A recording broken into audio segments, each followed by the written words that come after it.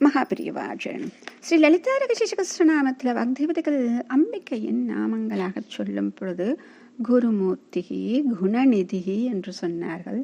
அடுத்ததாக கோமாத்ரே என்று சொல்லக்கூடிய ஒரு அற்புதமான ஒரு நாமம். ஓம் கோமாத்ரே நமஹ. ஓம் கோமாத்ரே நமஹ. இது சொன்ன உடனே நம்ம எல்லாருக்கும் புரிஞ்சிருக்கும் கோமாதா அதைத்தான் சொல்றாங்க அப்படின்னு. இந்த கோமாதா அப்படின்னு சொல்லும் பொழுது காமதேனு அப்படிங்கிறது நமக்கு எல்லோருக்கும் புலப்பட்டு விடும். அப்ப காமதேனுவின் வடிவமானவளாக இருக்கிறார். எதற்காக இங்கு குறிப்பிட்டு காமதேனு அப்படின்னு சொல்றாங்க அப்படின்னா, கேட்பது எல்லாவற்றையும் கொடுக்கக்கூடிய சக்தி எதற்கு இருக்கு அப்படின்னா காமதேனு. அப்ப அம்பாள் என்ன செய்கிறாள் என்றால், இந்த காமதேனுவானது கேட்டால் மட்டும்தான் கொடுக்கிறது. அம்பாள் தன்னுடைய பக்தனுக்கு என்ன செய்கிறாள் என்றால், அவன் நினைத்தாலே அவனுக்கு வேண்டியதை அனைத்தும் கொடுக்கிறார். அவன் கேட்க வேண்டும் என்பது கூட கிடையாது. அவனுக்கு இது வேண்டும் என்று இவள் நினைத்து விட்டால் அத்தனையும் அள்ளி கொடுத்து விடுவாள். அப்படிப்பட்ட காமதேனு இவள். அதனால் இவள் எப்படி இருக்கிறாள் என்றால், பசுக்கள் அப்படின்னு சொல்லிட்டு இந்த கோமாதா சொல்லும் பொழுது சொல்றோமா, இந்த பசுக்களை சொல்லும் பொழுது சாட்சா ஸ்ரீ மாதாவாக சொல்கிறார்கள்.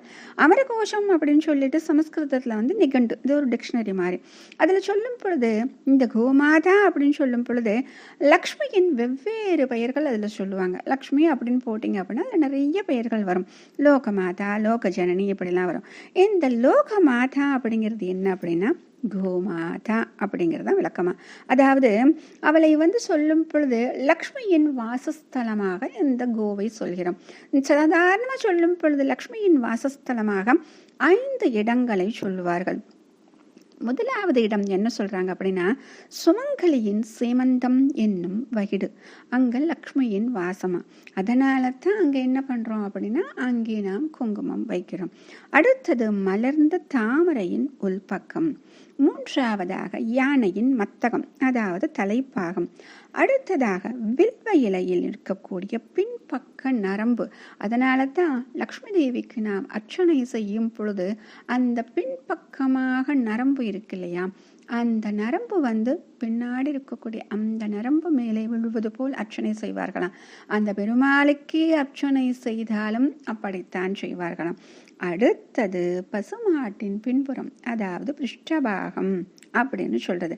அங்கே அவள் வாசம் செய்கிறாள். இந்த பிருஷ்டபாகத்தை சொல்லும் பொழுது பெரிய அழகா அதுக்கு உதாரணம் சொல்லுவாங்க. பிருஷ்டபாகம் பின்புறம் அப்படின்னு சொன்ன உடனே அங்கிருந்து நமக்கு என்ன கிடைக்குது அப்படின்னா கோமயம், அதாவது கோமூத்திரம் அப்படின்னு சொல்லி கிடைக்குது. பசுஞ்சாணம் கிடைக்கிறது. இது எல்லாமே எதற்குரிய சகுனமாக நாம் பார்க்கிறோம், எதற்குரிய பொருளாக பார்க்கிறோம் என்றால் பரம பவித்திரமான பொருளாக நாம் பார்க்கிறோம். ஆனா இதுல முக்கியமான விஷயம் பெரியவா சொல்வது என்னவென்றால், எது சாப்பிட்டாலும் உள்ளே சென்று லக்ஷ்மி வாசம் செய்யும் பிருஷ்டபாகத்திலிருந்து வெளியே வரும் பொழுது அது எப்படி இருக்கு அப்படின்னா தூய்மையானதாக பரம பவித்திரமாக மாறிவிடுகிறது. அப்ப பாத்தீங்களா, எது எப்படி இருந்தாலும் அந்த தாய் என்ன செய்கிறாள் என்றால், தன்னை சேர்ந்த உடனேயே அதை தூய்மையாக்கி விடுகிறார். சொல்லுவாங்க இல்லையா, அக்னிக்குள் எது சேர்ந்தாலும் அதுவும் தூய்மையாகிவிடும்னு. அப்படித்தான். அதனால தான் கோ பூஜை செய்யும் பொழுது கூட பிருஷ்டபாகம் அப்படின்னு சொல்லிட்டு செய்யறாங்க. அதனால எந்த பூஜை செய்தாலும் முதலில் கோ பூஜை அப்படின்னு சொல்லிட்டு அதனுடைய பிருஷ்டபாகத்திற்கு செய்த பிறகுதான் அவ்வளவு பெரிய உருவமுடைய யானையாக இருந்தாலும் கஜ பூஜையை பிறகு செய்கிறார்கள். இப்ப லோகத்தில் என்ன பண்றாங்க அப்படின்னா, நமக்கு எல்லாருக்குமே தாயார் இருக்கிறார் இல்லையா. நம்ம தாயார் என்ன செய்கிறார், நமக்கு வேண்டியதை எல்லாம் தருகிறார். இந்த லோகத்துக்கே தாயார் அப்படின்னு சொன்னா கோமாதா. அதாவது தன் குழந்தைக்கு மட்டும் அல்லாமல் அனைவருக்கும் பாலை சுரந்து தருகிறார். அதனால் இவள் லோகமாதா அப்படின்னு சொல்றாங்க. இன்னொரு விதமாக பொருள் கொண்டால் கோ என்றால் பூமி, அதாவது பூமாதா. இந்த துவாபர யுகம் முடியும் நிலையில் அந்த அசுர சக்தியால் கஷ்டங்கள் அதிகமாகும் பொழுது தன்னால் பாரத்தை தாங்க முடியவில்லை என்று பூமி பாரம் தாங்க முடியாமல் மகாவிஷ்ணுவிடம் முறையிடுகிறது. பிரம்மாவும் சொல்கிறார், பாரம் அதிகமாகிவிட்டது பிரபோ அப்படின்னு சொல்லிட்டு. அப்பொழுதுதான் அவர் சொல்கிறார், நான் கிருஷ்ண அவதாரம் எடுத்து வருகிறேன் என்று.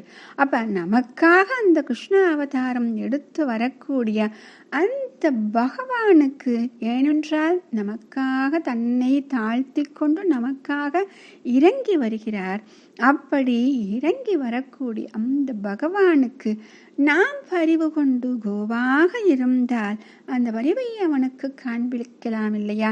ஏனென்றால் சதா சர்வ காலமும் கண்ணன் என்று சொன்னவுடனேயே அந்த வெண்ணெய் நமக்கு ஞாபகம் வருமே. அந்த பரிவுதான், அந்த கோவின் பரிவுதான் அந்த கண்ணனை அப்படி பார்த்து கொள்கிறது.